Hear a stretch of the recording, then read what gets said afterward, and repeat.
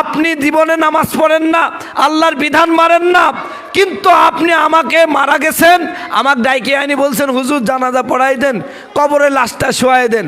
আপনার কথা মোতাবেক আমি চিন্তা করছি আপনি আসলেই নামাজ পড়েননি, কিন্তু আপনার জানাজায় আমি যখন বলছি বিসমিল্লাহি আলা মিল্লাতি রাসূলিল্লাহ, আল্লাহর নবীর মিল্লাতে এই লোকটা ছিল, আসলে ছিল ভাই, কথা কয় না।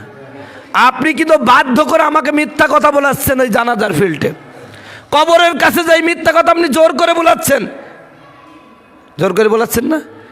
আমি বলছি ইনি ছিল হে রসুল, ইনি ছিল আপনার মিল্লাতে। আচ্ছা, যে ব্যক্তি রসুলের মিল্লাতে ছিল সে নামাজ পড়ার কথা ছিল না? সে আল্লাহর হুকুম মোয়াফেক জীবনযাপন করার কথা ছিল না? ও তো জীবনে পশ্চিম দিকে সেজদা দেয়নি, হঠাৎ করে পড়ে গেলে পূর্ব দিকে পড়েছে, তাও পশ্চিম দিকে পড়েনি।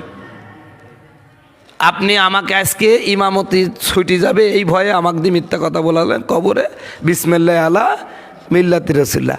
আমাকে নাই মিথ্যা কথা বললেন, কিন্তু আল্লাহ তো দেখলো।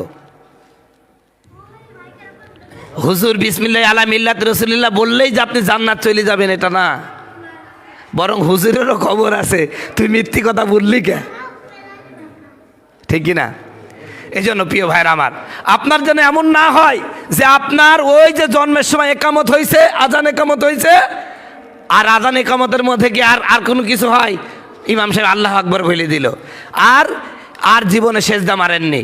ওই জন্মের আগে সময় আজান শুনেছেন আর মৃত্যুর সময় জানাজা, মাঝখানে কোনো দিন আপনি আল্লাহকে সেজদা দেননি, এমন অবস্থা যেন না হয় ভাই।